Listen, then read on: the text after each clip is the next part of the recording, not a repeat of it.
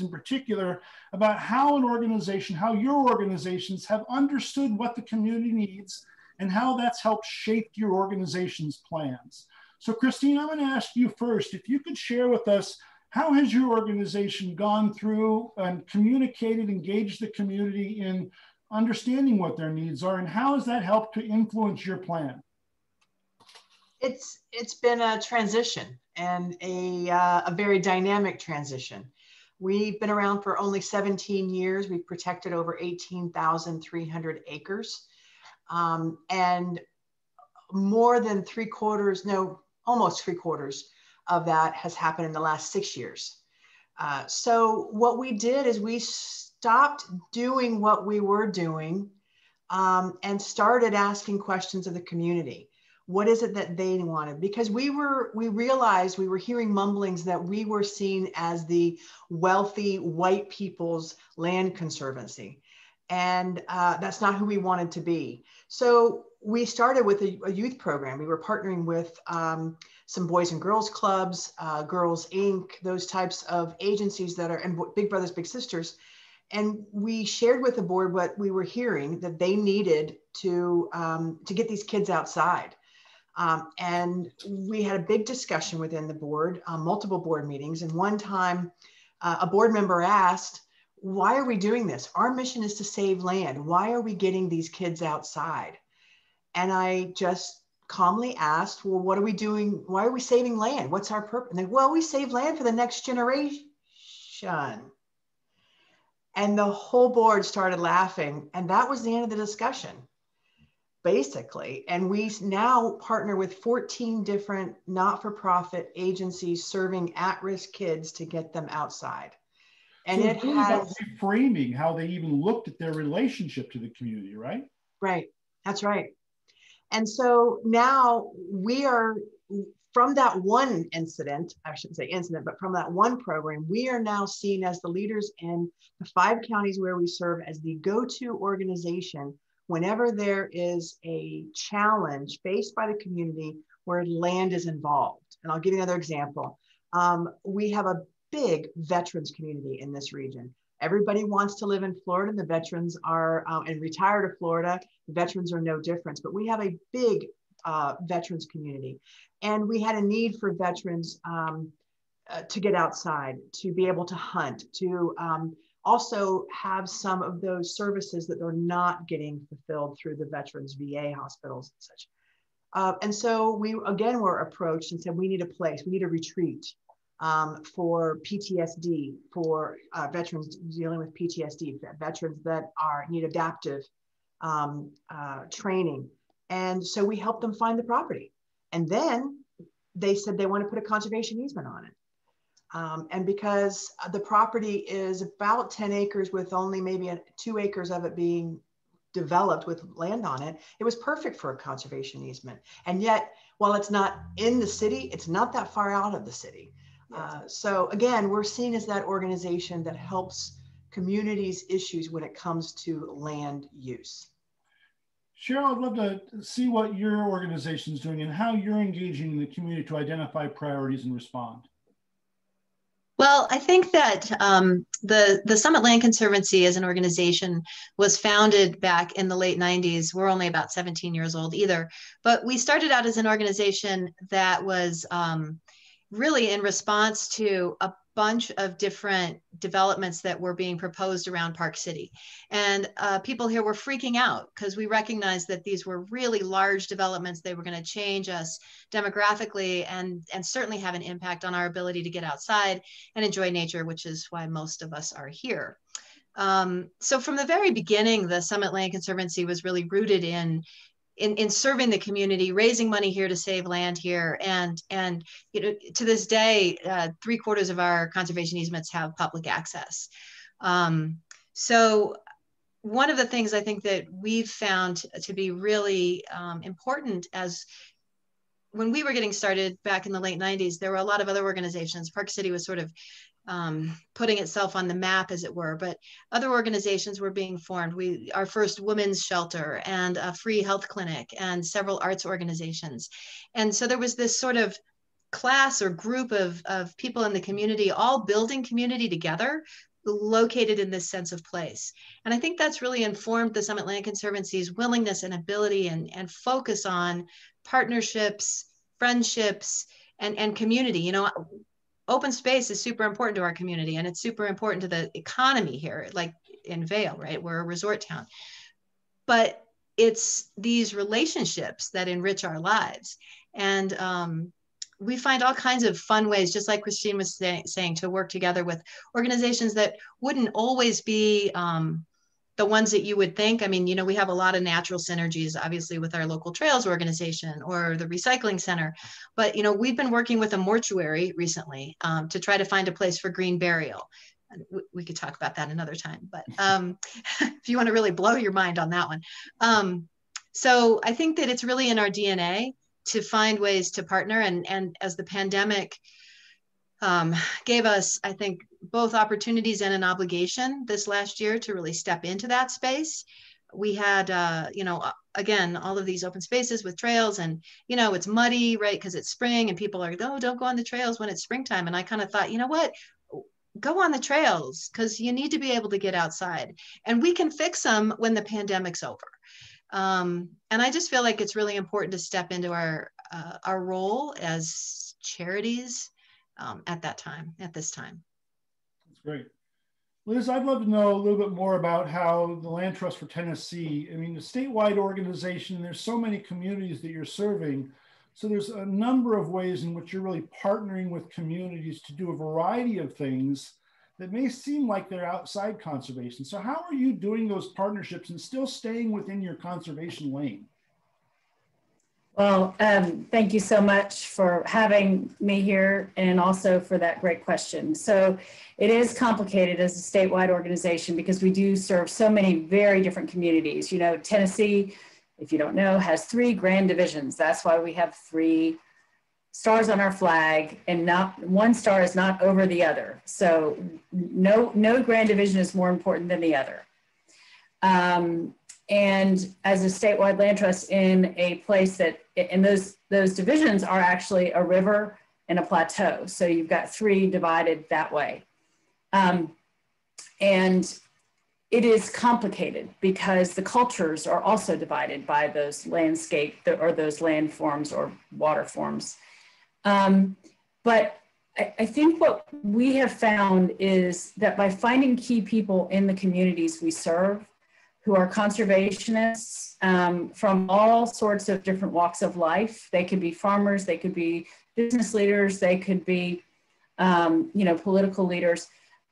We have been able to really develop relationships in each grand division of our state and partner with those communities and really get to know those communities. In Memphis, we protect Shelby Farms Park, which is 4,000 acres, and one of the most diverse communities, certainly in the Southeast in Memphis. And then in Middle Tennessee, you know, I'm sitting in Williamson County, which is a rural community just south of Nashville. We've done 48 projects in this community, totaling about 7,000 acres. And then if you look at the Cumberland Plateau and these incredibly diverse landscapes there, you have the escarpment of, you know, the cliffs, and then you have these incredible wildlife and forest sanctuaries. Going down to Chattanooga, which is where the Tennessee River comes back through Tennessee. And so listening to those communities, as we did a statewide conservation plan 2 years ago, I'm listening to those communities, actually reaching out to those communities through surveys and listening to what they had to say. What's important to you? Community character was so important to all of these places. The community character in each of these places is different. And one of the brilliant things, our founder, Phil Bredesen, who's a former governor, put historic in our mission statement. And so historic landscapes are incredibly important to us as an organization and incredibly important to Tennessee. And that then feeds into the struggle in the South with, you know, the condition of land ownership in the South, which is something we have to face. that has some pretty dark roots. And so we're also looking at that. And that's something that has come forward as something to think about, especially over this last year or so, but we were already looking at it and hoping that we can tell that story and conserve those places that are still there, that are incredible resources for the communities that really tell a broader story of our state. But I love that we do seem to be able to listen, and people are actually talking to us across the state. And I really think that has to do with our ability and our commitment to really, committing ourselves to developing those relationships with people of all stripes and all communities. Thank you for that, Liz. That's fabulous. I'd love to lean on that a little bit. I think this whole issue of creating an inclusive organization, and a set of programs that really reaches out to all the corners of our community and to those parts of the community that are typically underserved. Christine, could you share a little bit about how some of your programming has maybe extended beyond what is typically conservation focused, but still fits that notion of serving the community as they need to be served? And especially with this equity lens, because I know you've done some really great work there. I'm sorry, say again? Especially with that equity lens, because I know you've done some really great work there. Well, thank you. Thank you. Again, it's been a journey, transitioning our board and transitioning our staff. We changed our mission statement.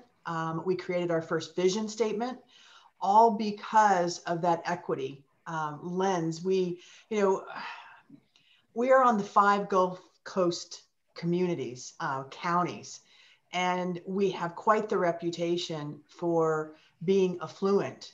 And yet our county, that is one of the most affluent counties in the state, has over 60% of the kids on free and reduced lunches, which is insane.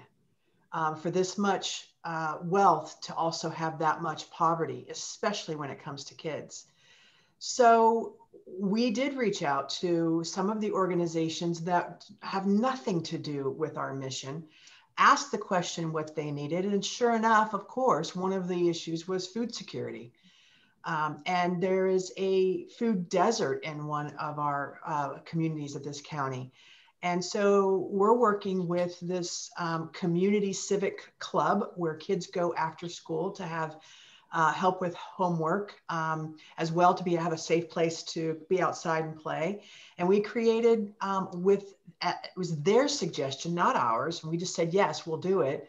We created a community garden for the kids. And you would be surprised to see how kids are so excited to pull up radishes. I don't think they've ever had a radish, but they're just so excited to pull up a radish. Yeah. We have the most adorable pictures of middle schoolers with arms full of kale. Again, I'm not too sure they're going to eat it, but they are just so excited to do it. And now we're in those conversations with those middle school and high school kids where they're saying to our program person, you mean you get to be outside all day? This is what you do you get paid to do this? They have no idea the kind of opportunities that are out there for their education and their professions. And again, when the board members in the beginning were like, this is not what we do, this is mission creep. We save land for the next generation. That's our tagline. And so we are actually creating the next generation of land conservationists. And it's fulfilling. And we're finding, well, just this year alone, we increased our donor base 70%. Wow. So it's coming back in full, but that's not the reason why we started it. Right. It's just paying back in dividends. It's like the old fundraising saying, if you try to go out and ask people who have money for money, you're not going to raise money. But if you ask people to like you and to understand the organization and appreciate what you're doing, you're going to find people that will support you. So I think building those relationships, that relationship first focus, I think makes a lot of sense. I'd be interested in anything else that you folks have been doing that sort of had this focus on inclusion and sort of reaching out. I know, Cheryl, you have an interesting set of constituents, much like what Jessica and her organization is dealing with.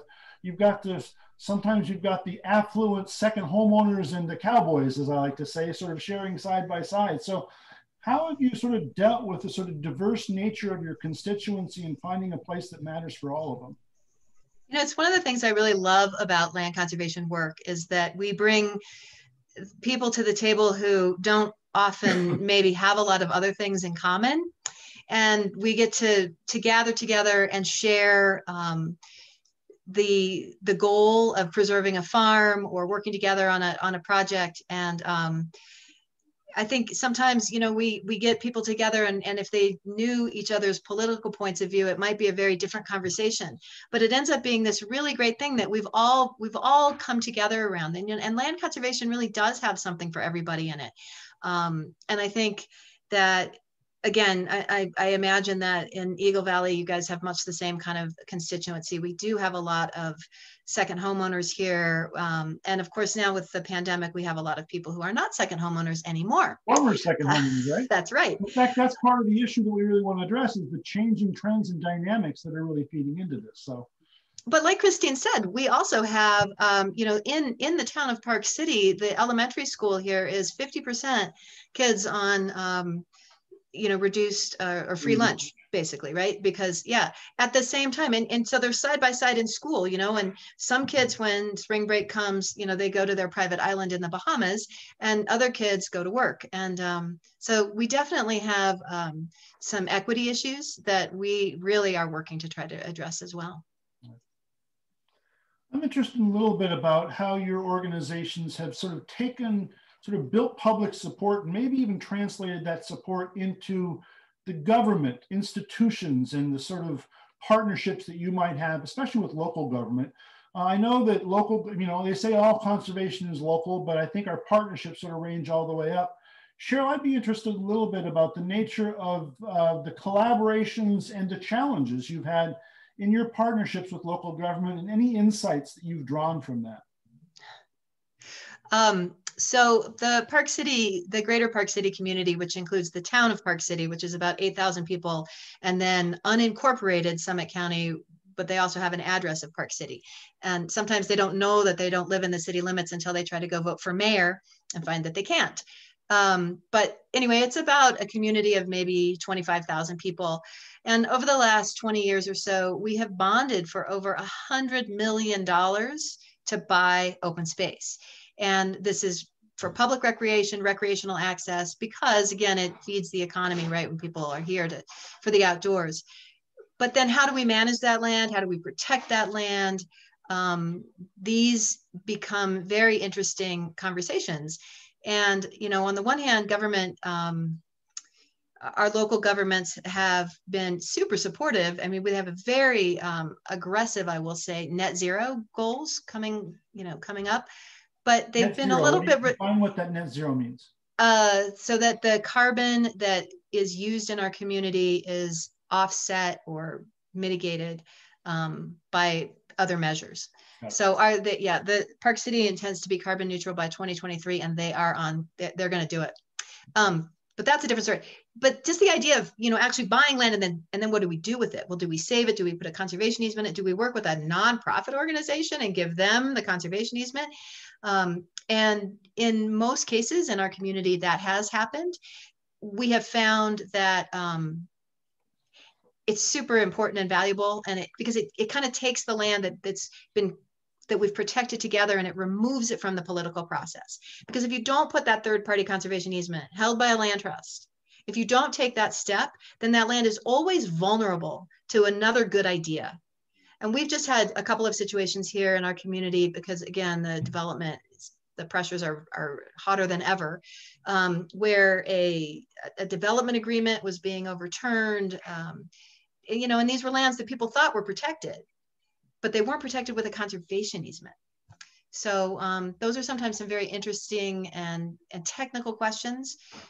We found it successful to have other voices come to the table and advocate on behalf of third-party conservation easements. Yeah. Christine. Cheryl, we've had the same issue here. In one of our cities, there's a 300-acre golf course owned by the city. Lots of development pressure. I mean, I'm sure everyone's aware we're the fastest growing as far as number of people state in the union. We just surpassed New York. We're behind California and Texas only because our land mass isn't as big as theirs. The development pressure is enormous. and especially on the coastal communities. So this city was thinking about selling the 300 acres that was a golf course because nobody was playing golf anymore. I'm chair of the Visit Sarasota County DMO, what's a destination marketing organization. And we have the statistic that birders come to our county, spend more money and stay longer than golfers. So the county's saying, I mean, the city was saying we should sell our golf course, and uproar ensued. Everybody uses the golf course to walk. Everybody uses the golf course to look into nature. And so the community said, put a conservation easement on it and allow Conservation Foundation to own. So we are in the middle of negotiating. Same thing happened with another county. We then said, we will save this land by a conservation easement. And if the community will help us improve the land that the county was going to sell for surplus. And again, the community came forward and said yes, and the county then gave us the conservation easement on it, which is unprecedented in our state for local governments to give away their rights to a not-for-profit. But because the political pressure is so strong for these public open spaces, and again, we're more than willing to step into that void and say, we'll do it. And it's just been really rewarding for our organization to grow because of it. Now, I know that the chat and the question and answer is still struggling a little bit, folks, so hang with us. And if you do have questions you haven't been able to post or comments, we're going to try to get to those. Liz, I'd love to hear some of your thoughts on this, because I know you have to manage multiple local relationships, and I expect some of them are stronger and better, and some of them are more challenging. What are your thoughts about the sort of nature of collaboration, especially with government and other partners? Thanks. I would say that, you know, we have a great working relationship with the state parks and Tennessee Wildlife, our wildlife, you know, agency as well, TWRA. But, you know, the challenging thing with them is that those leaders change with, they change with administrations. And, but fortunately, I think we've developed through time and patience and being Switzerland in a lot of cases. We have really developed just sort of this almost inherent sense of trust in our organization to be able to, and I guess, you know, sometimes that's really hard for our board to be Switzerland, you know, to not fight something, to not, to not act impulsively, because I think there's a lot of pressure on from their friends. Well, this place in Williamson County that, you know, you have a board member whose children are selling this beautiful farm, you've got to do something, don't you? And every one of these places is special, right? Every place is special for people. Every place is special to someone. Right. And so I think that we have really stepped back and defined our role as working with willing landowners. You know, Tennessee does not have any to speak of conservation funding. We can't knock on somebody's door and say, hey, we want to purchase an easement. There's none of that money. It's all philanthropy. So, you know, there are misunderstandings about that in the state. And so sometimes we can step in on a small project of, you know, $700,000 and buy something and hold it for the state if it's really at risk and if it's something that's important to the state. And we're seen as a partner in that. And we're also seen as someone who can bring other money to the table temporarily through the conservation fund or through foundations. But then, you know, I think about locally, in local governments, Williamson County, which is where I am, which is where we began our work. We have a really great relationship with this county. I sat on and you know, Cheryl, Christine, you know, you're in a place of high growth, so are we. Nashville's one of the biggest, you know, the fastest growing cities in the nation. And we're just south, and it is where everyone wants to live because the schools are great and lots of, you know, it's a beautiful part of the state. But the growth is exponential and it's frightening. And I sat on the advisory committee, we just downzoned the western part of Williamson County.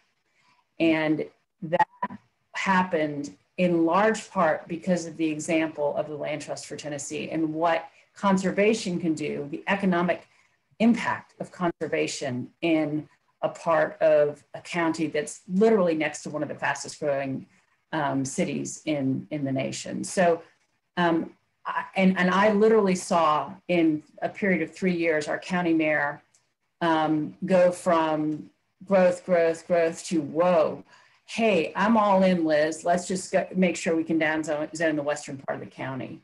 And that really is us not pushing, just we do what we do. Yeah. And we believe in what we do. And we're not going to preach. We're not going to be, not burning flags in the streets. We do what we do, and we're here to help. So I think that has been our mantra. And though it's painful at times not to burn flags in the streets, it's been a really good way. We do stuff in the background, of course, but it's been a really good way for us to gain the trust of developers who want to work with us. And we've worked successfully with developers and with governmental partners. Well, we just have a couple more minutes, and I'd be interested just in going once around and just throwing a pretty open question. So the Eagle Valley Land Trust is looking to try to be the best land trust their community could have, that they could be for their community. Really, as I like to say, to become the organization their community needs them to be. So I guess I'd just be interested in any advice and thoughts you have as the organization sort of steps into its role of looking at land acquisition and ownership as a sort of new strategy, the possibility of owning a piece of property that could be the land trust's home, their effort to sort of reach beyond the traditional constituencies. What advice do you have for the organization as they sort of step into their planning process and they start thinking big thoughts for the future? Christine, I'd love to have you start, and then Cheryl, I'll let you go next. Christine? I guess I would narrow it, I would really boil it down and distill it to listen, know who you are as an organization, know your values, make sure you've got consensus among your board and staff on the values of the organization, what you stand for, because it's going to get hard, right? Once you step out and say, this is what we want to be, the phone will ring, the doorbell will ring, and they will be there to say, help us with this, help us with that. And you need to and it's all going to be good choices. So if you're grounded in your values, I think it was Roy Disney that said, it's never hard to make decisions once you know your values. So know your values, know your values, know your values, and get those decision criteria from those values, but really listen. And then everything else is going to come from that. I saw in the chat, somebody asked, what did your traditional donors do or think when you moved to non-traditional land trust? Actually, they were happy because they knew they had more people who were going to be supporting this organization to do land conservation. So the burden was distributed. And you can still, if you say, I don't want to do this youth stuff, or I don't want to save land, I only want to, they can still designate their gifts. But we're finding that more and more people are not designating their gifts. They're just saying, you guys are great, here's some money. Right. The moment an organization is able to raise money around vision and mission and less around projects, that's the moment you really establish some credibility, I think. Cheryl, how about you? Any advice or thoughts you have for the organization as they step into this? Well, I want to echo what Christine said, that listening and knowing your values is really important and useful. I think sometimes having a really good policy, sometimes also around advocacy and, what, to Liz's point about being Switzerland, I noticed in the Q&A, some people asking questions about what sounds like local developments that are controversial in the community. And one of the things that we have started doing is what we call a conservation alert. And it's an email that goes out because, sometimes it can be very difficult to figure out when can I go give public input about a development? How do I participate? And for example, at our county's website, if you want to find one of these things, you have to click like 14 times and pretty much know what you're looking. So we make that easy. So if there's a development and there's a public hearing, we have this conservation alert, we have an email out, and we started doing it, and we don't take a side. We just say, here's the public hearing. here's the staff report. It's all in one quick little easy email. And, you know, it does take some staff time to condense the issue, but it was a way that we felt we could let people know, and the community then could voice its opinion. And our feeling on that was we wanted the community to voice its opinion, not the Summit Land Conservancy, but what the community wanted to do. So yeah, that's what, and it's been super popular. Forward. It's been super popular. And interestingly, the elected officials love it. Yeah, that's great. That's a great part. Just building on what Cheryl was saying, you're absolutely right about the advocacy standpoint as well, to have that policy. And it says all the time in ours, and we repeat it publicly all the time, our bread and butter is private land use ability. So private land use rights. If it is within the landowner's rights, we do not take a stand one way or the other, because that's what we do when a landowner says, here's a conservation easement.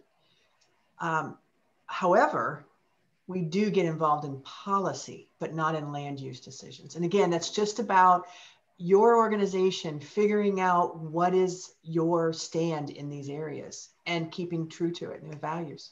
And that idea of working upstream sometimes where you can be more constructive, whether downstream, it's a little more controversial. Liz, what do you have for us? Any thoughts you have in terms of going forward and sort of serving the community most effectively? Well, you know, Mark, you know that Glenlevin Farm is where we now have our offices. And I think you sat on the back porch at Glenlevin years ago. Beautiful place, not so beautiful then, a lot more beautiful now. But it was given to us in 2006 without any funds to support it, a 9,000 square foot antebellum home and 64 acres in the middle of Nashville. And it was in a state of compost. And over time, that was my project. And I came into it after having worked for the Land Trust for some time earlier to open our Southeast offices. But it was looked at as an albatross by our board, and our board had a very hard time making a decision about it. So obviously I'm addressing the idea of owning something. Right. I firmly believe that the organization was mature enough to take something on like this. I was not the leader of the organization. And it was really hard for our board to wrap their heads around it. So we really did it organically and raised a whole lot of money over time and have sort of plotted through, okay, and now we're going to do this and we're going to see what the community thinks about this. And there has been a lot of work by a lot of people, very thoughtfully. It is now an extraordinary shining example of every part of our work. Yeah, it's forest land, it's community conservation. We have field trips. If you go to our website and go to the Glenlevin page to education, you can watch all these videos that we've done during the pandemic that are now being shown on PBS across the state. It's just, and without that resource, we wouldn't have that reach in communities across the state. Without that resource, we would not have people who are landowners come onto that place and say, oh, they have to maintain something too.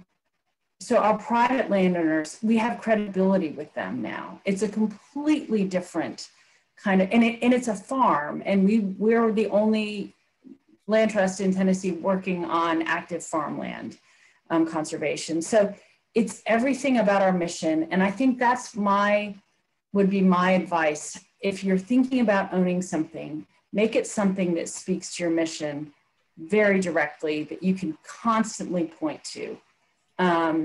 Because I mean, I have a feeling that in the next 3-5 years, Glenlevin is going to explode in another great way as a resource. So that would be my advice to you, your staff, your board, and be prepared, because everybody's going to want to be a part of it, and you're going to have to say no to a lot of people. Get ready for all the success. Well, you know, we've got a lot more to talk about tonight. I really appreciate all of you. So I just want to once again thank you again for sharing your story. I encourage anybody who is observing this show, if you want to learn more about great conservation, you need to check out the Summit Land Conservancy, the Land Trust for Tennessee, and the Conservation Foundation for the Gulf Coast, because these really are conservation leaders, and they're leaders because these women are leading them. So thank you again. Jessica, I don't know if there's anything else you want to throw in before we transition out. So there's just one more question in the panel. First, thank you so much, everyone. That was so inspiring, and I loved learning about that. And I certainly will be reaching out with more questions and reading more on your websites. So we will link to the websites of these organizations so folks can follow up there as well. But there's a question about, do you all find that folks who give easements on their land are happy about their relationship after the grant?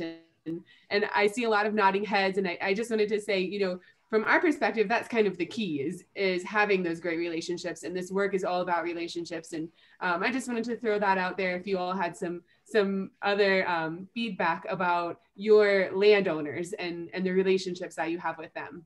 So let's do this short answer. Go ahead, Christine, you start, and then Cheryl, you're next. Absolutely. One's on our board. We do an event every year on some of the ranches that we conserve, and now they are fighting who's going to do the next event for us fundraiser on their ranches. Yeah, absolutely. Just like you said, Jessica, you've got to have really good relationships even after that, because it's a lifetime, right? Mm-hmm. Every landowner you have to have those relationships with. Great. Cheryl, any thoughts, insights? Likewise, we also have one of our landowners on our board. And, you know, I think as we go into it, as we start talking to landowners, we talk to them about how this is going to be a really long relationship. And I want them to be comfortable. I want them to be comfortable calling me at 10 o'clock at night when, you know, something has occurred to them and they're nervous about it. And I just think that, you know, as you said already, Jessica, the relationships are so important. But we have a little thing that we give out to prospective landowners, and it has, you know, here are the people who have already worked with us and to protect their family heritage, because, you know, it's a pretty small community, really. And we feel like, again, those people can speak better for us than we can ourselves. That's great. What do you have, Liz? Anything you want to add? I would say that those relationships are so important to us as well. We have over 420 of them. Of course, those lands have changed hands a number of times, but in some cases or have been inherited. But we have some incredible, literally like visionary people who speak in land trust sound bites about their experience working with us and about the continued relationship. And what I would say, Jessica, is that continue to nurture those relationships with your landowners, because they will be absolutely your best advocates for further conservation. As Cheryl said, it's like, I try not to talk. I try to have other people speak for us. And that seems to be the most powerful the most powerful messenger ever. So great. Well, I'm going to say everyone. Thank you. I'm so honored to be here. You were fantastic. I owe you all one great big Mark Smiley favor, I'm happy to say. And we'll catch up with you later. For all of you observing, we're going to make a little transition now, and we're going to see a change in the screens. Christine and Liz and Cheryl are probably going to step away from our faces, and we're going to bring in a couple of other voices along the way. So Alex is going to help us bring in some new folks for the second half of our show. I encourage you all to sort of get up and stretch and sort of make sure you're ready for the other half, because we're about ready for the second half of our show.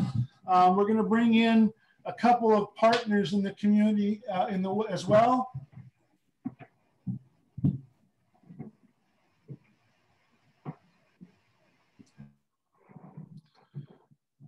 Okay, so we have Chris Romer and Matt. Sure, I'm going to turn this to you, Jessica. And why don't you start with the introductions, and then we'll get into the conversation.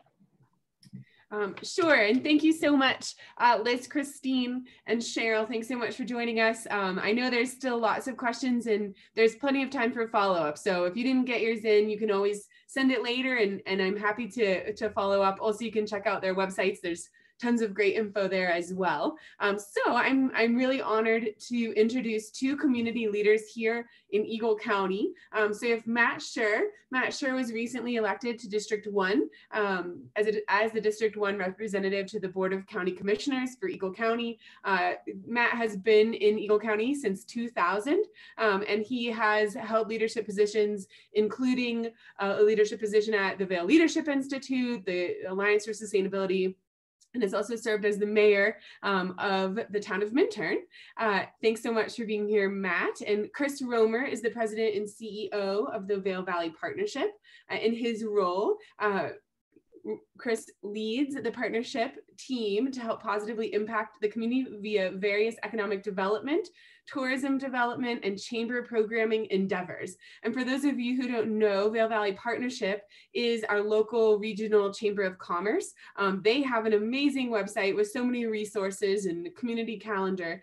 So if you haven't been over there, please do check out their website. There's tons of information for the community. Oh, Mark, you're muted. We're going to jump into this a little bit. First, I'd just love to give you, Matt, a chance to just offer any thoughts and feedback on what you might have heard from the folks from the national conservation groups or from your own networks in terms of what you see and what you hear about what's going on that you think might be helpful for us to start thinking about. Was there anything in particular that you would sort of think about from what you heard from the conversation so far?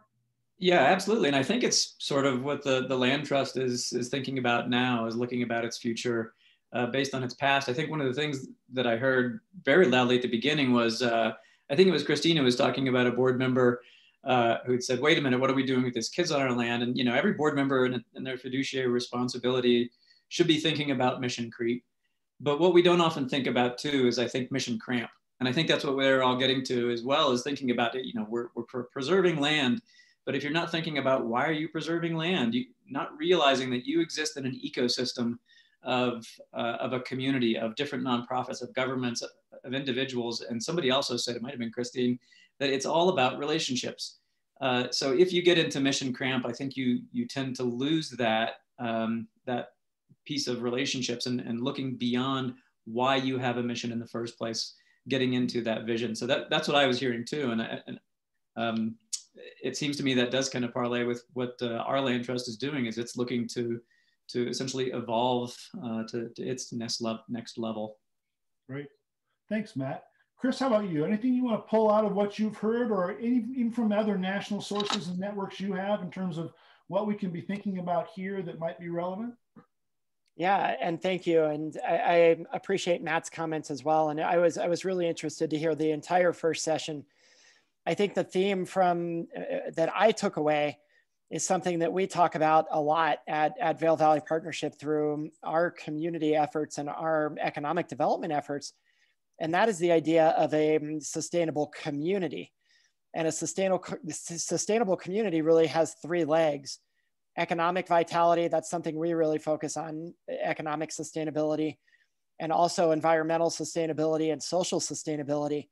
And I think the Land Trust plays a really important part in really all three of those. You know, you might want to think about or think of a land trust simply as the environmental component, but I think they touched a lot on the social component with the kids activity and the mission aspect. And I think there's a huge economic story to be told there as well. So I think communities need all three of those things. And I think that's an important consideration. I know Jessica and I have talked about that a little bit, and I know Matt has heard me say that, but I did take that away from a lot of the comments, that all three of those things are important, and successful land trusts and successful organizations will probably keep all three of those things in mind as they go through.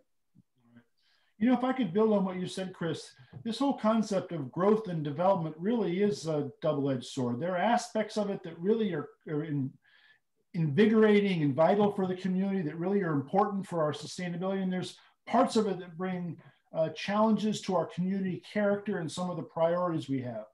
How do you think the Land Trust should be thinking about that balance of conservation and development, and the kind of role they can best play to support the right side of those conversations, if that makes sense? Yeah, it does make sense. And boy, that's the $30,000 question, right?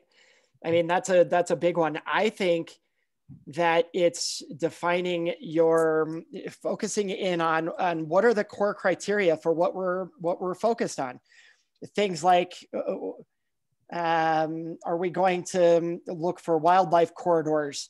Are we going to look for conservation easements of ranch land, view corridors, buffers between communities to keep defined communities and not just have sprawl? Those would be some things I'd be thinking about if I were on the board of the land trust. And at the same time, how do we help facilitate things like land swaps? And how do we help do things like infill development? You know, if there's infill development opportunities that might be a land swap for something that would be a community buffer, what role does the land trust have to play in helping facilitate and convene those discussions to protect the high impact land and to develop what might be infill density that already is on transit routes, that already has high population density, that can infill some of the places where it has less impact on everything from wildlife to views to nature and all the rest. So I think there's an important role for the land trust to play there. I hope I answered that question, Mark. That was a tough one. I think you did. I heard one time a person say that, he said, I am absolutely passionate about open space. And for that reason, I am absolutely passionate about successful, thriving communities. Because if you don't have successful, thriving communities, you have great threats to open space. So that's part of what I hear you saying is, how do we think about development where it makes sense and conservation where it makes sense, and some flexibility about how we think about those pieces?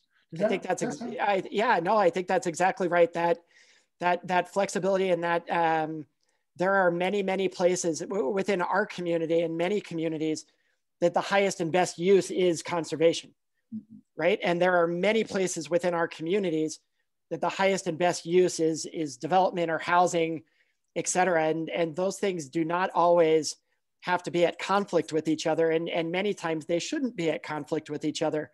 Oftentimes they are, but finding the opportunity for a land trust to be that sane center, I think is a really important role, and is in today's world where everything is hyper politicized at every level, from national on down to increasingly local, playing the role of the same center to identify those opportunities and be that convener is a niche opportunity probably. Matt, I know you're in the sometimes unenviable position of having to balance all of these interests and all of these priorities in the community. And almost always there's insufficient resources to meet all the needs that exist out there. That's one of the aspects of it. I'm curious if you have any thoughts about how you think the land trust and the folks that care about conservation can see their role as serving other parts of the community, some of the other priorities that you're responsible for serving in your broad commissioner role. Well, yeah, come visit us next Tuesday. We do one of those controversial things. So I think the community has already been evolving into what the land trust would have said was a lot of the important things.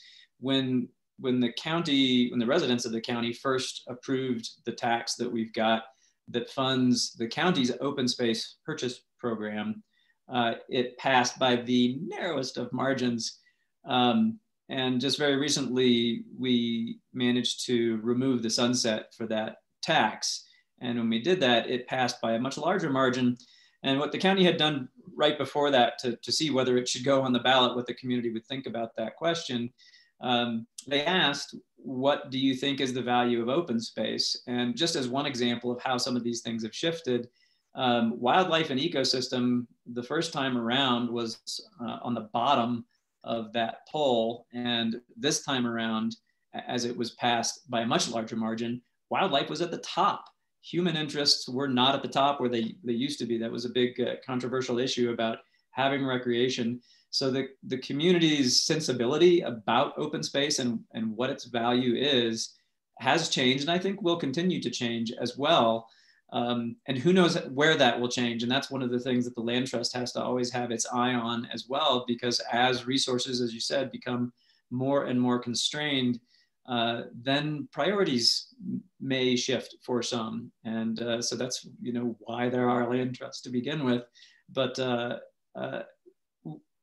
we will have, so I'm a sustainability guy. I used to run the Eagle Valley Alliance for Sustainability. And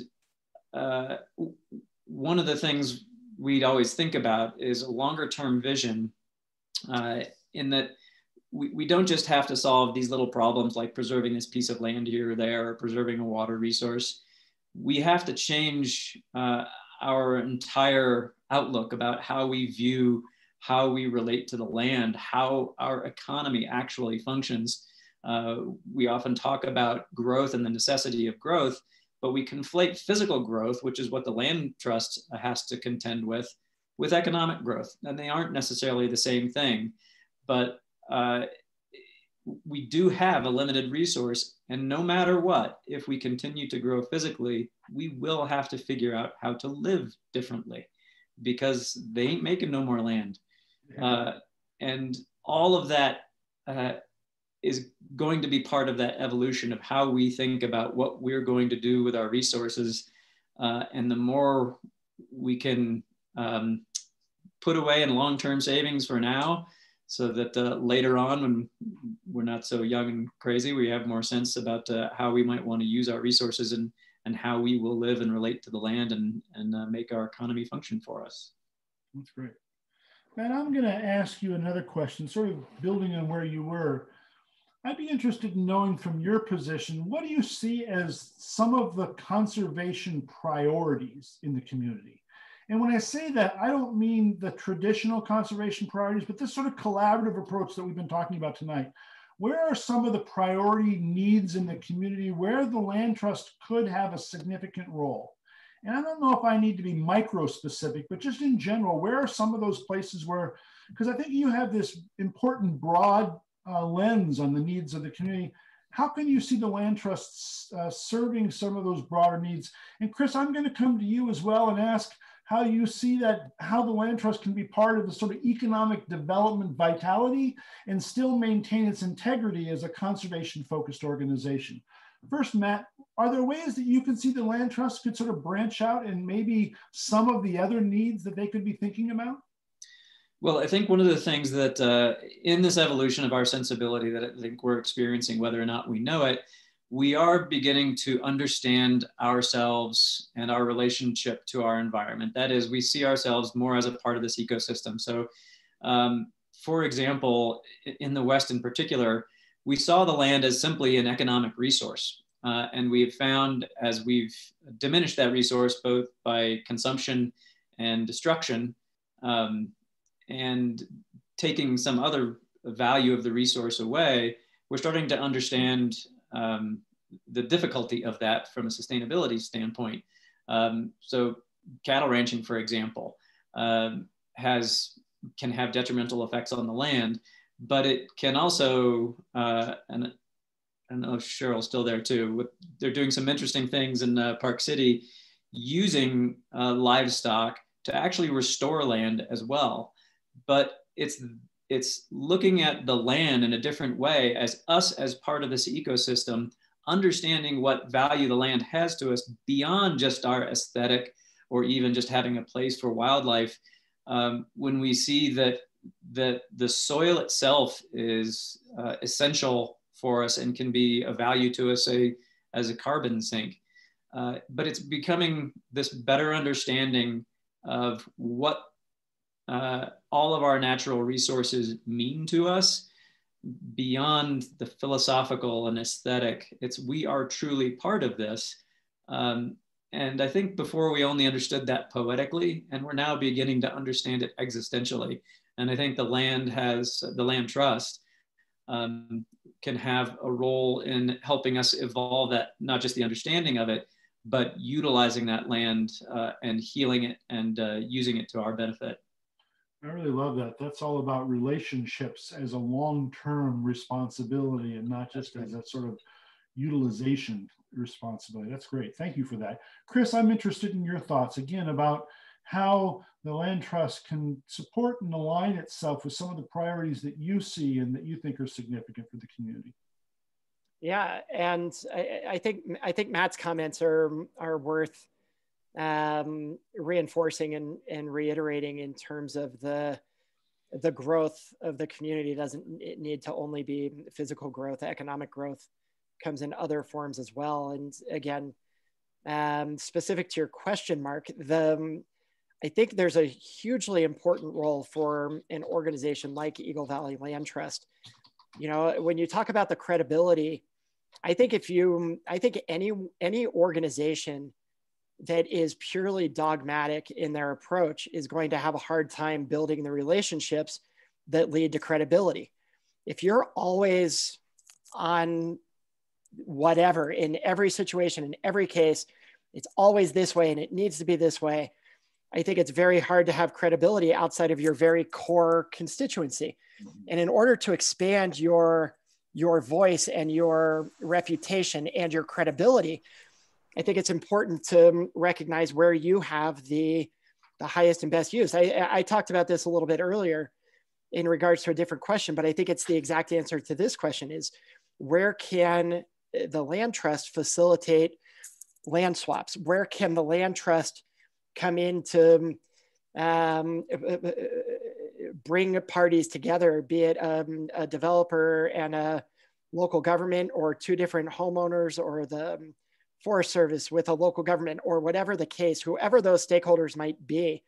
I think you grow your credibility by focusing on the net outcome instead of just a dogmatic approach. And I'm not suggesting the land trust has had a historic dogmatic approach. I think they've been really thoughtful over their last few leaders. And I think when Jim was there, he did a good job of reaching out to us, and Jessica has as well. She's grown that relationship. And it's, again, we firmly believe it's not an either or, that it's a yes and. Right. And we don't support every housing development, and we don't support everything that comes through. There's many times we stay completely neutral. You know, it's a matter of being at the table. Jessica is an example, and Jim previously was a member of our Economic Development Advisory Council, growing that voice of the land trust and playing that role and providing that feedback and growing the reputation of the organization in the community with different leaders. But where I think the land trust plays an important role is to be that facilitator of, you know, when can we advocate and help infill density, and when do we really need to put our flag in the ground around, this is not the right place for this, and we're going to fight to raise money to protect it. Sweetwater is a great example where the community put its flag in the ground and said, we're going to fight to protect this, and the land trust played their role in helping do that. So I think that's where it is planting your flag where you need to plant your flag for the right reasons, and not planting your flag every single time and every single place, because sometimes the highest and best use for that might be development, especially infill. I think that's important. You know, I think especially some of what we heard earlier is that as organizations try to, as Liz said, be Switzerland, I think it also means that our constituents are asking us to step up when it's appropriate for us to step up. And part of the challenge of leadership is knowing when to step into that void and put the flag down, as you said, Chris, and knowing when to be a little more careful with that. And the Switzerland comment, it's hard to be Switzerland all the time and stay true to your principles. If you're a chamber of commerce, or if you're a land trust, or you're any other not-for-profit organization with a mission statement, if you're Switzerland all the time, you're probably never going to achieve your mission. So recognize that Switzerland's in a unique position. They're centrally located, surrounded by allies, with a lot of people to take care of the things that they're going to stay neutral on. You know, not all of us have that ability. So yeah, plant the flag and be proud. Great. Jessica, do you have any thoughts you want to jump in? I do. Thank you so much, both. I really do appreciate that insight. And I think building on what the national panelists had to discuss is a lot of this is about relationships, and that's why we're doing this. That's why we're having this conversation. So thank you for being here, and we're really grateful for our relationships, both with the county and with the Chamber of Commerce.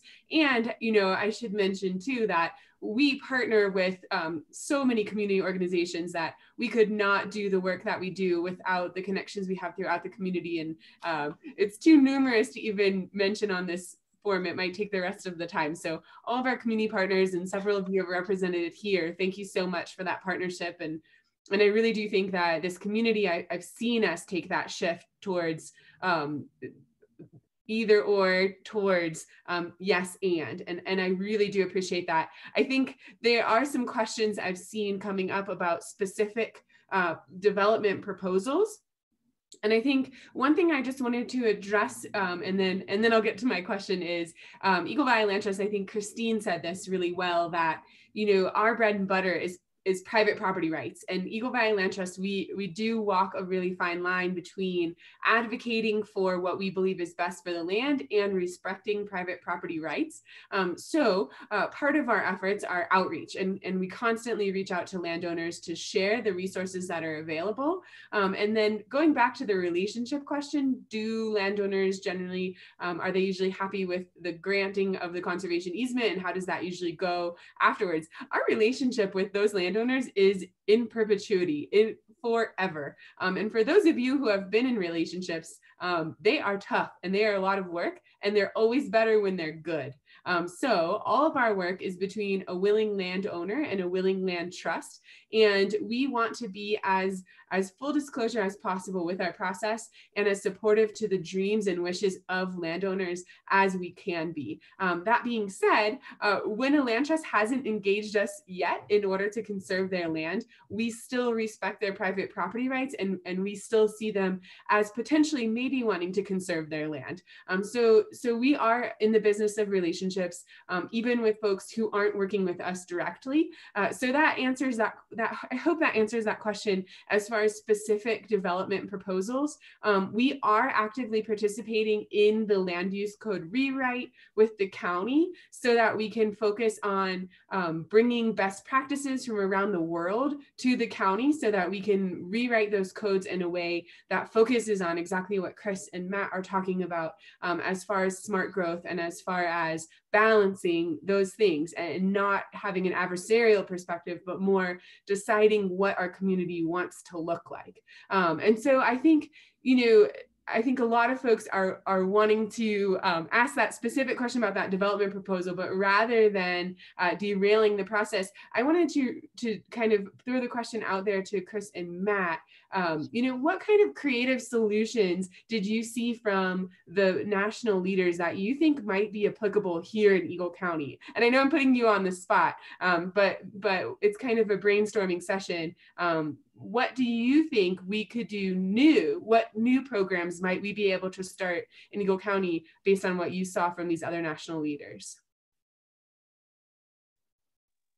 Yeah, I'll take that first as Matt thinks, mainly so he can, I'll buy him some time to answer the question. I think the one that was most intriguing to me was the with the kids and the kids on the land, and changing that board member's mind. I think that's the one that will probably stick with me. I think there's a lot of organizations in this community, and should the land trust become a children-focused organization? Probably not, right? Like, that's not your core mission. There's other groups like Walking Mountains and Youth Power that do the youth stuff really well. But can you partner with some of them? Can you partner with you know, the Vail Valley Partnership as an example, and take business leaders out on visits to some of these lands that have been conserved, and help build those relationships? I think that's the takeaway I had, is how do you think a little bit differently to expand your relationships, expand your network, expand your scope, but still within your mission, right? It's still within the mission of what you do, It's just achieving it in a different way. That was the takeaway I had. Thank you. Yeah, and it's a lot of those things too that they're talking about doing. You don't necessarily have to do yourself. You just have to facilitate. So there are a lot of organizations. We're lucky in our valley that we're kind of the same way. We've got we've got Walking Mountain Science School that can take kids out on the land. We have the actually Soil Conservation District that I think is looking to grow itself, and I see roles, particularly as we talk about that soil health. And I wish Cheryl were still on here too. She'd be able to talk about it more, be more informed about it. But in Park City, they had some open space just on the northern border of the town where they were doing essentially research in soil restoration. So they had this piece of land that they acquired that was agricultural land. And they decided, well, we're just going to let this go natural.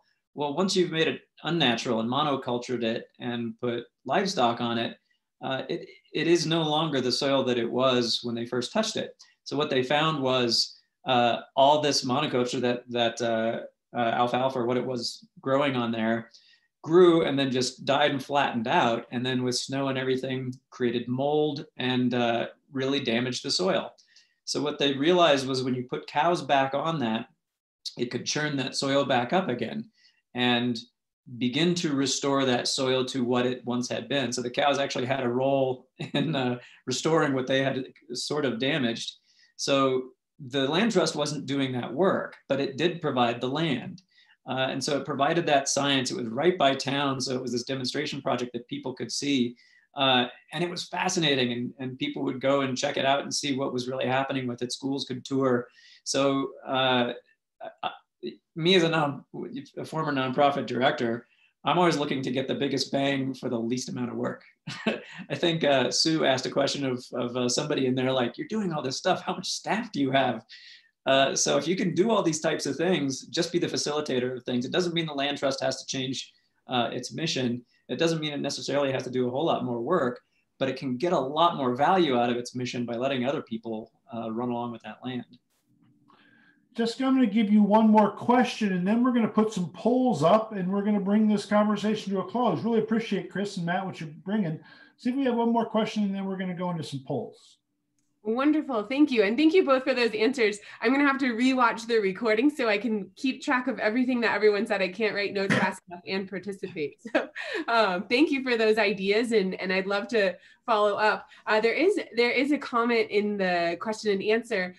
Patricia's asking, is there a potential opportunity for EVLT to develop a community center, which would include a garden greenhouse? And so I was so excited to have Liz present today, because I was so inspired by the Land Trust Excellence Award for the Glenlevin Farm. And so that is a vision that I have seen time and again, and love that. And I guess the question is to you, both Chris and Matt, is that something that you see a need for in our community that EVLT might be able to help facilitate?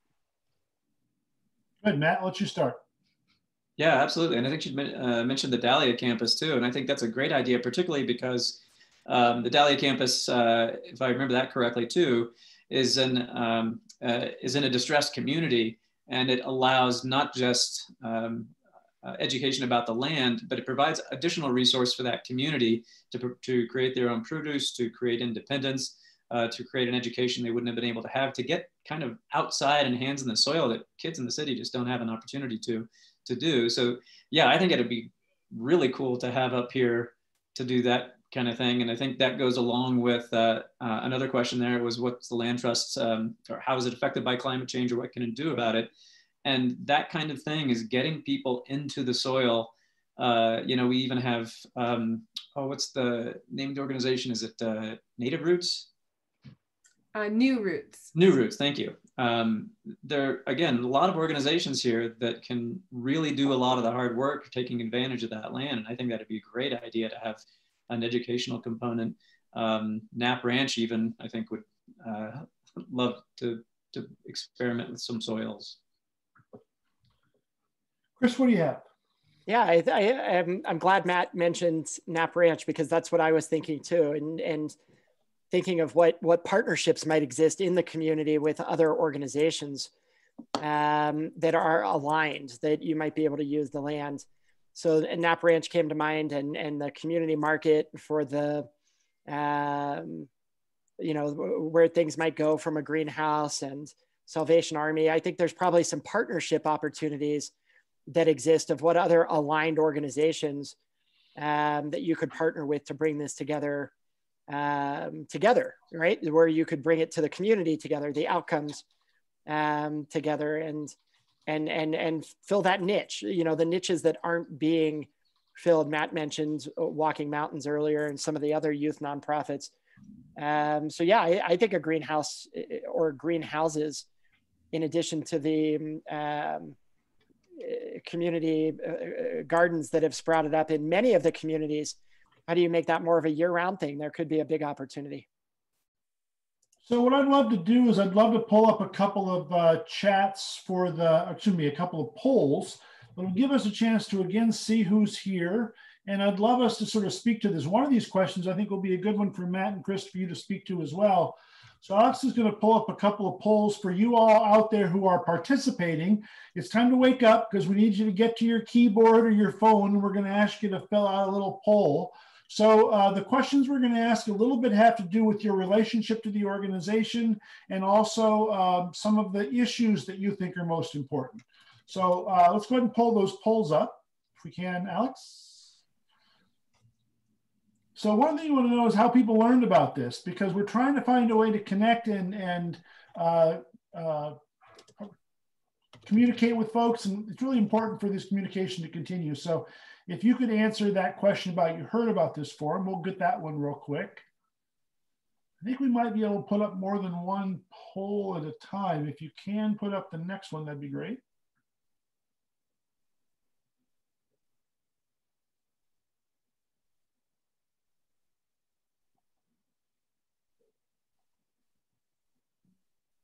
Okay, we're going to post the results before we get out of here. Let's see if we can get another one up.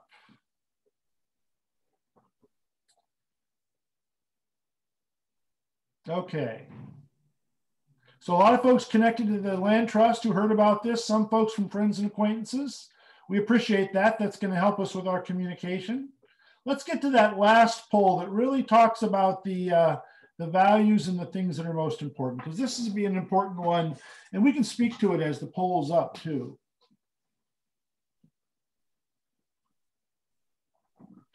So we've asked folks to give us a sense of the valuation of these priorities. While we're doing that and people are focusing on these, Matt and Chris, I'd love you to talk about any of these that you think maybe don't get as much attention or might be worth sort of bringing some additional focus to. These are just some of the ways in which conservation can bring value to the community. Are there any of these that particularly resonate with you, Chris, that you might sort of highlight as a role going forward? Yeah, it's I think it's an all of the above. You know, I don't know that any of these are, I think these are all good answers. I would, you know, right now with Colorado and across the West, boy, the fire safety and the wildfire issue is certainly really prominent and front of mind. The sustainability, we talked about that. Community character, I think, is really, really important. For me, I think the access to nature for recreation and rejuvenation is probably the one that I would put at the top of the list. I don't know that it's the most important for the community. I think it's one that is probably the most recognized here in Eagle County because of the nature of the people that live here and the outdoor recreation that drew many people here.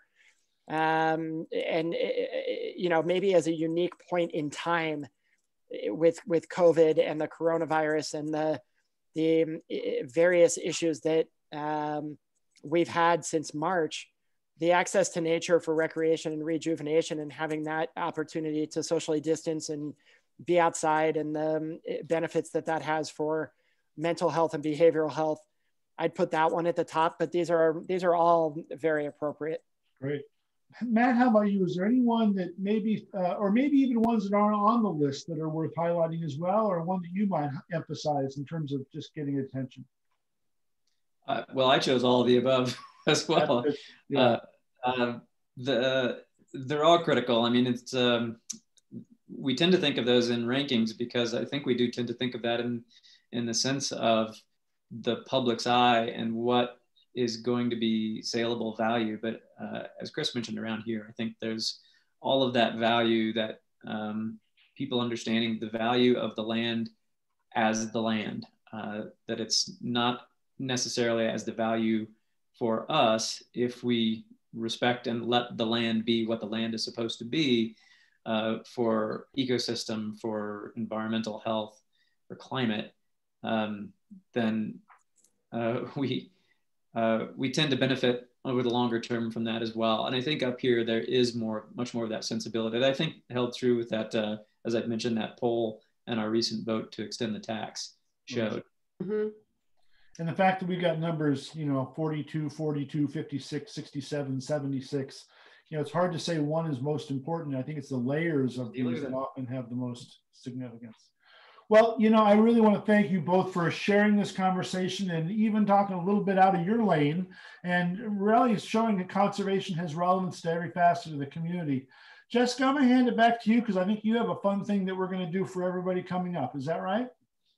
I do. So I want to once again thank all of the participants so much for joining us, to the panelists and attendees. I hope you learned something new, and actually what I really hope is that you're excited to share even more feedback with us.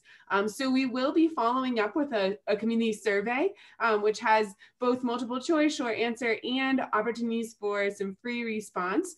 So if something inspired you tonight that you would love to see Eagle Valley Land Trust look into, that's really what we're looking for, is the feedback from you.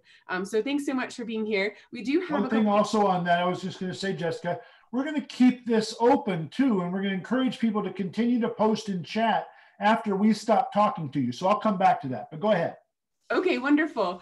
So we will be sending out both a recording of the forum, so you can share that out with folks who weren't able to attend. I know there was a couple other meetings going on at the same time, so we hope that you'll be able to share that out, and folks will be able to watch. And then the survey for feedback. But I do actually have a couple door prizes for folks today. So I've asked my team to give me a number between 1 and 52, and I'm going to figure out right now who the winner is. Sorry, Matt, you can't win. Chris, sorry, your winner's in other ways. You don't get to win the door prize tonight. So our first, oh, go ahead, Matt. Sorry, or Mark. Sorry. Well, I was just gonna say we could give Matt and Chris a door. A door. Yeah, that'll be a door prize. So go ahead. Prize. So our first winner is Jeff Korn. And so Jeff will be winning actually a print from Eagle Valley Wild. So this is really exciting. This is another nonprofit that's working closely with us to provide high quality photography of conservation properties. So in the follow-up from this forum, we'll be sending out an email with a link to a special gallery that they're putting together just for participants of this forum. So I highly encourage you to check that out. The photography is amazing and really helps to tell the story of our work. And then the next winner is Stephanie, I hope I'm saying this right, Zilberman. So Stephanie, you are the proud winner of a Drunken Goat gift card.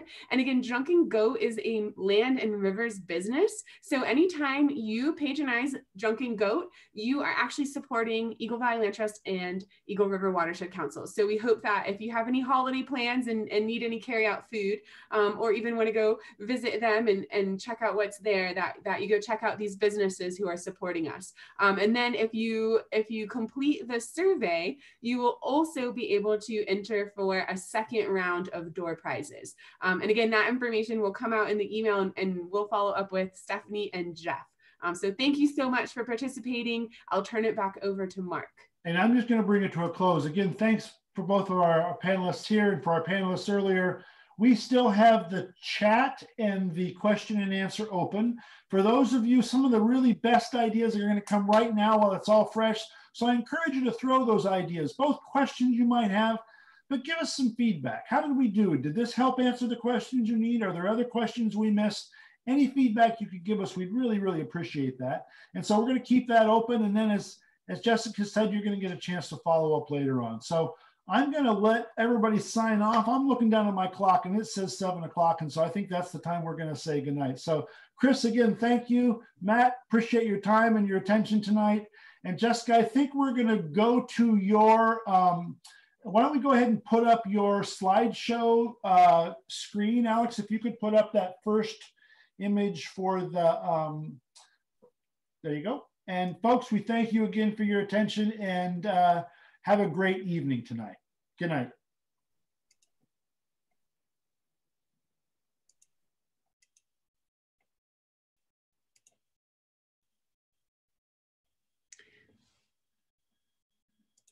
Thank you so much, everybody. I'll hang out for a little bit. If anyone has some last minute questions, I'll be monitoring the chat as well as the Q&A.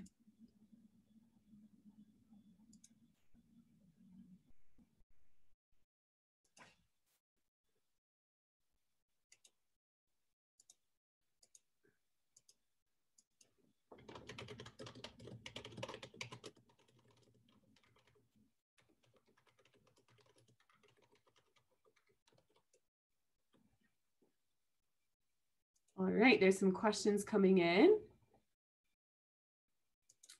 All right, so I hear somebody is asking what's the biggest challenge in our job in the great work of EVLT. I think that's a really great question. I think, again, probably the biggest challenge is our biggest asset, which is the fact that we walk the line in the middle so often. And I think one thing I really appreciate about our work here is that we're very considerate about the feedback that we do provide to our community. And so I think we can often be frustrating both sides when we try to be so careful about our feedback and how we advocate for things within the community.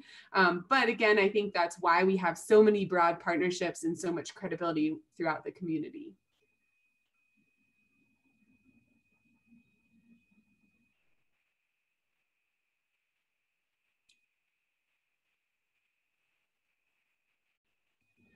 You know, and I think another challenge is obviously the cost of land in Eagle County is extremely high. And so that's why we have to work so closely with community partners and the open space program in both the towns and the county to help leverage those dollars to be able to acquire conservation easements and land. And Dave Schlendorf is asking if the Park City community raised $1 million to purchase land, $100 million.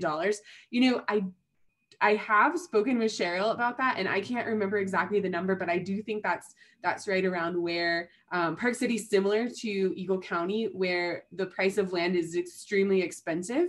And I think the property she was talking about was something that was really important to the community. It was centrally located. It was a really beautiful property that was slated for development, and the community came together to purchase that and make it a public resource. So just shows you what you can do if you put your mind to it. You know, and there's a few big conservation projects that we're working on in our community that would really need to be driven by donors from our community. So, you know, I think part of this listening tour is prioritizing projects, but then the next step is going to be reaching out to the very same people to look for funding to help support making those happen.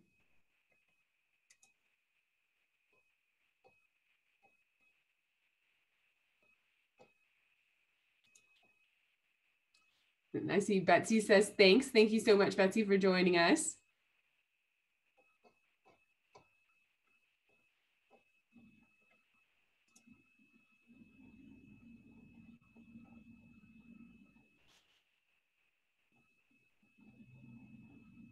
Oh, Liz says she wants to come visit. I would love for that to happen, Liz. I want to go visit you and see Glen Levin Farm. Let's create a little field trip. We'll do a circle around all these great land trusts and bring them all together. Wouldn't that be fun? I think that would be so fun with all the pent up demand after we've had to wait.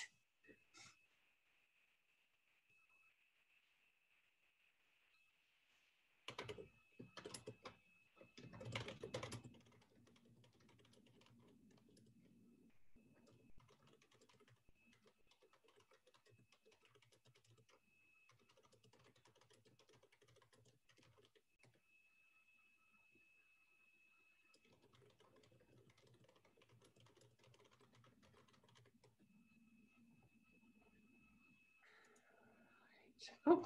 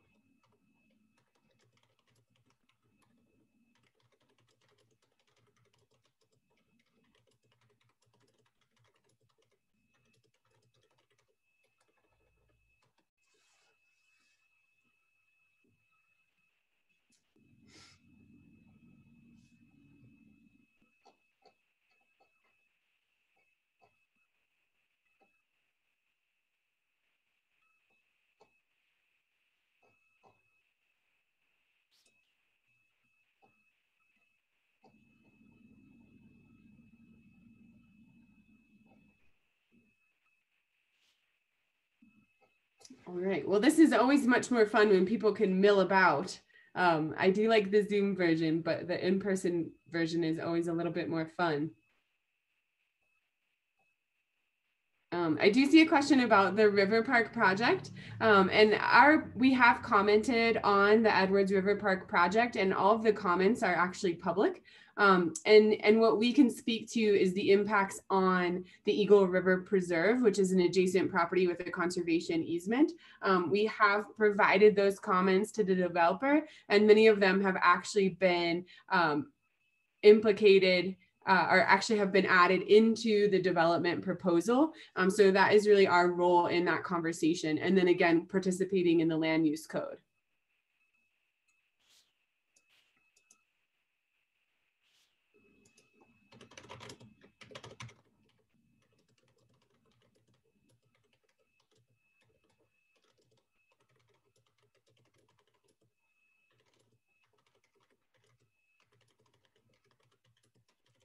All right. Well, I see many folks have decided to move on for the rest of their evening. I'll keep an eye out for any last minute questions, either in the Q&A or in the chat. I'll probably be signing off in just a couple minutes and let everybody get to the rest of their evening. Again, I want to say thank you so much for participating. And please do feel free to reach out with any additional feedback. And we hope you will participate in the survey and provide us any additional feedback. We're looking forward to our next step of our strategic plan, and everything that comes out of this will be part of that process. So I don't see any new questions on either the chat or the Q&A. So I'm gonna say thank you one more time. Thanks so much for being here. And we look forward to continuing this conversation. Please do share this with anyone you think would be interested. And please reach out with any additional feedback. And with that, I think I will turn it over to the technology experts. Oh. I think we're going to just bring this to a close. So again, say thanks to everybody, and we'll follow up and hear you in the next time. So thanks again. All right. Thanks, everybody.